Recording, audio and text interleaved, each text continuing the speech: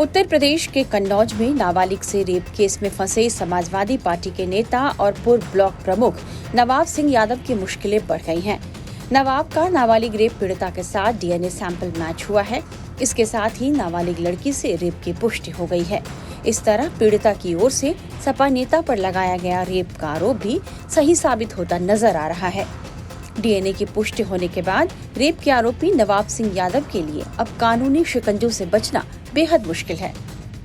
नवाब सिंह को सपा प्रमुख अखिलेश यादव का करीबी बताया जाता है। दरअसल एक नाबालिग की ओर से रेप का आरोप लगाए जाने के बाद नवाब सिंह को गिरफ्तार किया गया था।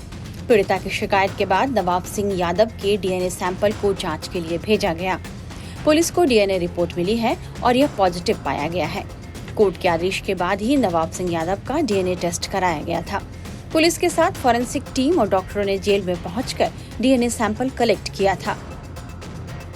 एसपी अमित कुमार आनंद ने डीएनए रिपोर्ट में रेप की पुष्टि की है। रेप की पुष्टि होने के बाद सूबे में सियासत भी फिर से गर्मा गई है।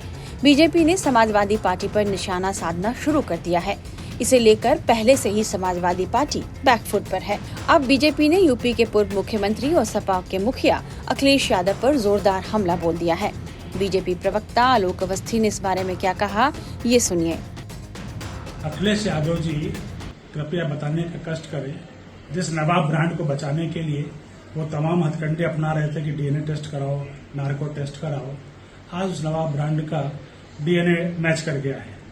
उस बलात्कारी उसको अब बचाने के लिए अखिलेश यादव जी क्या कहेंगे।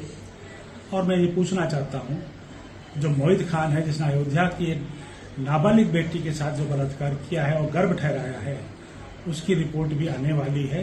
तो अखिलेश यादव जी की पार्टी का जो पुराना स्टैंड रहा है कि बलात्कारियों को कहते थे लड़के लड़कियों से गलती हो जाती है, अब डीएनए टेस्ट मैच हो जाने के बाद क्या श्रीमान अखिलेश यादव माफी मांगेंगे?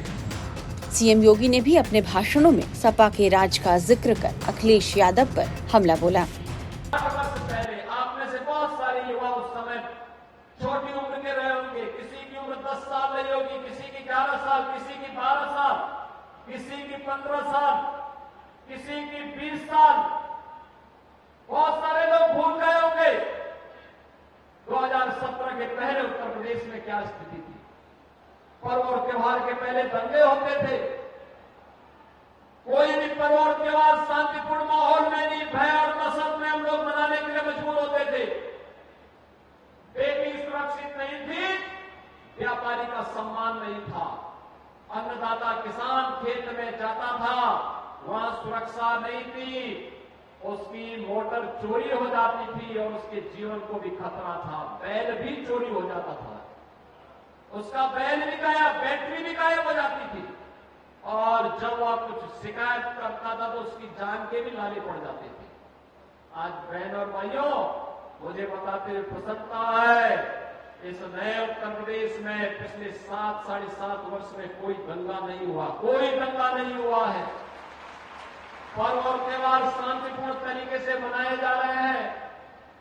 बेटी भी सुरक्षित है और व्यापारी सुरक्षित ही नहीं, बल्कि व्यापारी को तो हम लोगों ने 10 लाख का जीवन बीमा का कवर भी दिया है, सुरक्षा का कवर भी दे दिया है।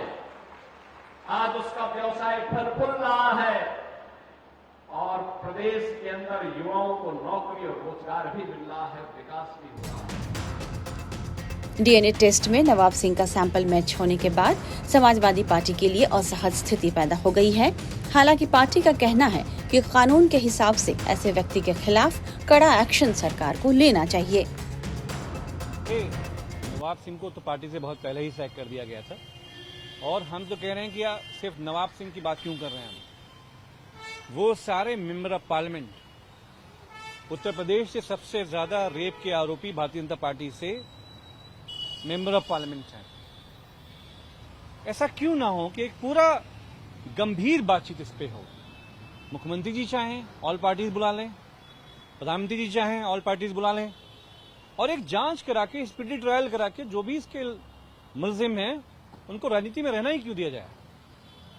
जहां पॉलिटिकली सिलेक्टिव मामला होगा वो मुद्दा राष्ट्रीय मुद्दा होगा।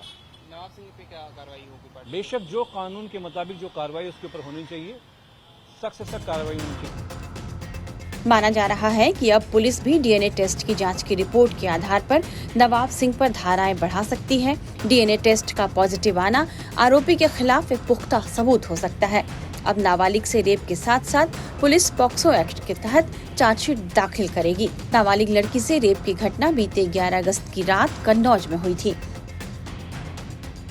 नाबालिग लड़की ने 112 नंबर पर डायल कर पुलिस को सूचना दी थी कि पूर्व ब्लॉक प्रमुख नवाब सिंह यादव ने उसके साथ रेप किया है और घटना को अंजाम देने में उसकी बुआ ने भी नवाब सिंह का साथ दिया है।